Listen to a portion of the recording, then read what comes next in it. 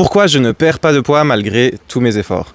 Peut-être qu'aujourd'hui tu as l'impression de bien manger, d'avoir une bonne nutrition, de pratiquer une activité physique et pourtant tu te rends compte que les résultats ne sont pas au rendez-vous, le poids sur la balance ne bouge pas et il est possible qu'aujourd'hui tu aies tendance à te sentir frustré, démotivé, découragé même par ce manque de résultats et sache déjà aujourd'hui que tu n'es pas seul. C'est un sujet qui revient énormément souvent de la part des hommes et de femmes que je rencontre qui ont l'impression de mettre énormément de choses en place mais pourtant il n'y a rien qui bouge. Et aujourd'hui, je vais te présenter les 5 erreurs courantes que j'ai l'habitude de rencontrer, que font justement ces hommes et ces femmes entre 30 et 45 ans et qui font qu'ils ou elles n'arrivent pas à perdre du poids. Donc si tu ne me connais pas encore et que tu me découvres aujourd'hui pour la toute première fois, je me présente brièvement. Donc moi je m'appelle Pierre, je suis physiothérapeute ou kinésithérapeute et puis également coach en fitness et en nutrition. Et dans mon quotidien, j'ai la chance justement d'accompagner des hommes et des femmes qui ont entre 30 et 45 ans et qui cherchent à se transformer physiquement, améliorer leur physique et optimiser leur santé. Il faut savoir que moi à la base, j'étais pas quelqu'un qui avait un physique athlétique, j'étais quelqu'un qui justement au contraire, j'étais assez mal dans ma peau, je manquais énormément de confiance en moi à la base. Je faisais pas de sport. Le sport quand j'étais petit, je faisais du ping-pong. Donc autant vous dire que c'est pas ça qui me donnait un physique athlétique. Et à ce moment-là, je me sentais pas trop bien dans ma peau, je manquais énormément de confiance et puis petit à petit, je me suis initié à la musculation. J'ai commencé à me renforcer musculairement, j'ai commencé à apprendre aussi sur la science de l'entraînement, la science de la nutrition et j'ai décidé petit à petit, au travers de cette transformation physique, d'en faire mon métier. Mais j'ai pas fait des études d'éducation physique simplement parce que je voulais pas finir comme prof dans une école et puis j'ai choisi de me diriger vers les soins, vers le but d'être un professionnel de santé justement pour avoir encore plus de clés pour aider les personnes qui comme moi manquaient de confiance et ne savaient pas trop comment faire pour arriver à perdre du poids. Aujourd'hui j'ai créé du coup mon entreprise dans laquelle on a accompagné plus de 150 hommes et femmes justement qui cherchent à se transformer physiquement, perdre du poids et obtenir une transformation physique. Et les conseils que je vais vous présenter dans cette vidéo sont issus justement de ces années d'études, de ces années d'expérience et puis de l'expérience aussi sur le terrain avec les personnes qu'on a eu la chance d'accompagner. Donc commençons sans plus tarder. La première erreur que je vois trop fréquemment, c'est de manger trop peu. La majeure partie des personnes qui essayent de perdre du poids ont tendance à mettre en place un régime qui est méga restrictif, à bouffer que des légumes, à manger que des brocolis et à mettre en place un méga déficit calorique. Le problème, c'est qu'en fait, c'est le meilleur moyen de se frustrer en se privant et ça mène qu'à l'échec.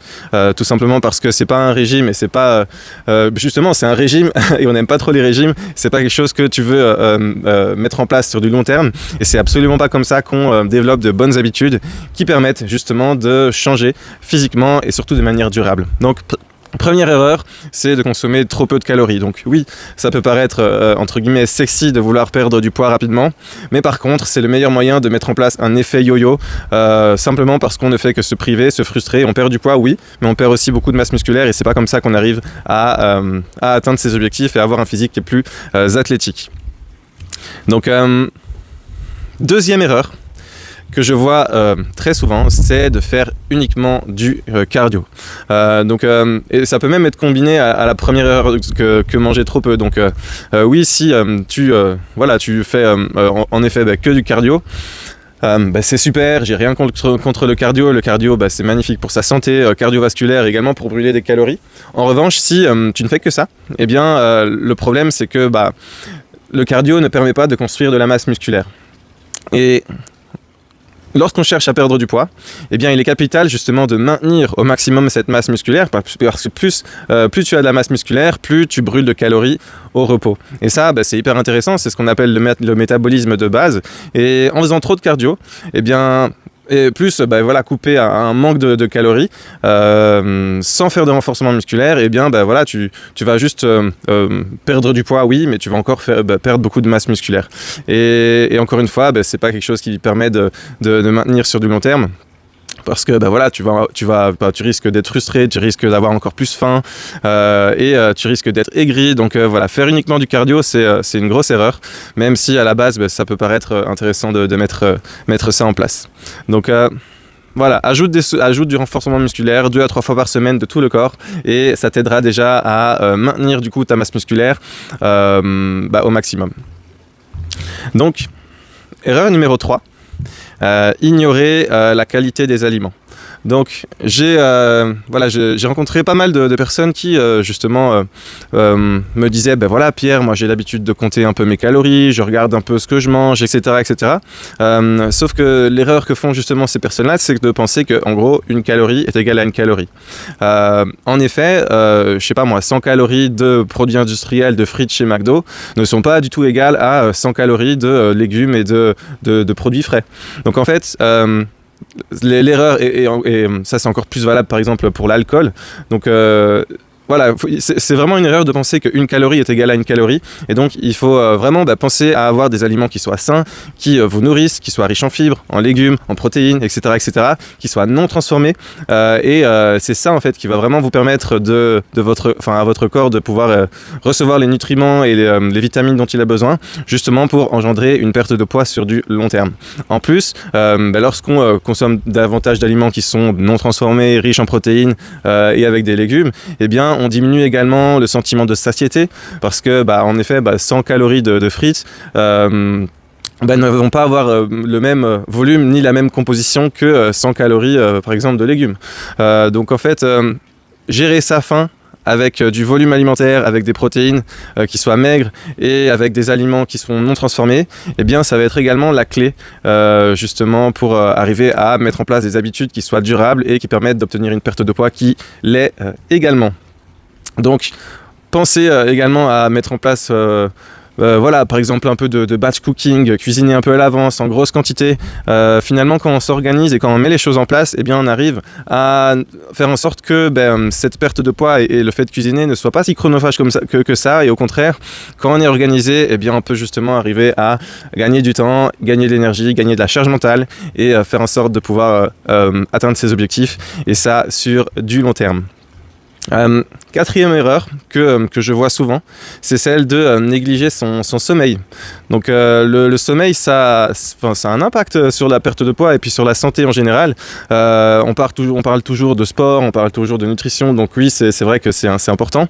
Mais si tu dors pas suffisamment, eh bien ton corps va produire davantage de cortisol, il va produire davantage de ghrelin, il va produire davantage d'hormones de la faim et diminuer celle de la satiété. Donc la leptine. Et en gros, si tu dors moins, eh bien, tu vas avoir plus la dalle. Tu vas avoir envie de manger des aliments qui sont plus gras, plus riches en calories aussi, justement pour compenser un manque de sommeil. Donc pense à bien dormir et justement ça va t'aider à réguler ton appétit, réguler, t'aider à mieux perdre du poids. Dernière erreur, et cinquième erreur, c'est le manque d'hydratation. Donc bien souvent, les gens ont tendance à négliger cette hydratation, sauf que en effet, elle est essentielle quand on cherche à perdre du poids, simplement parce que boire, ça aide aussi à augmenter légèrement son métabolisme, mais également, ça permet aussi de pouvoir justement se sentir plus rassasié, plus rempli, etc. Simplement parce que l'eau aussi a un impact sur le volume dans l'estomac. Donc ça stimule aussi la satiété. Donc petit tips entre parenthèses, donc regardez la couleur de vos urines, elle doit être légèrement jaune, pas complètement blanche et pas complètement jaune non plus. Donc voilà, pensez à votre hydratation et ça vous aidera à perdre du poids. Donc voilà pour cette vidéo les amis, dites-moi en commentaire si ça vous aide, si ça vous parle, dites-moi en commentaire si vous avez déjà commis ces 5 erreurs et si aujourd'hui tu cherches à perdre du poids mais que tu sais pas comment faire, t'es peut-être aujourd'hui un petit peu perdu vis-à-vis de la masse d'informations qu'on trouve sur internet où on voit vraiment tout et son contraire, et c'est ok, c'est totalement ok, t'es pas la seule. Et si aujourd'hui tu sais pas quoi faire, moi ce que je peux te proposer, c'est de t'offrir un bilan personnalisé dans lequel on va pouvoir analyser ta situation et où je vais pouvoir t'expliquer justement qu'est-ce que tu peux mettre en place pour atteindre tes objectifs Et ça sur du long terme. Donc c'est totalement gratuit et l'idée c'est de t'aider, c'est sans engagement et puis je me ferai un plaisir d'échanger avec toi pour te donner des solutions par rapport à tes objectifs. C'était Pierre, encore une fois, kinésithérapeute ou physiothérapeute et coach. Si t'es pas encore abonné à la chaîne, n'hésite pas à le faire, like cette vidéo et partage-la à quelqu'un qui pourrait en avoir besoin. À bientôt.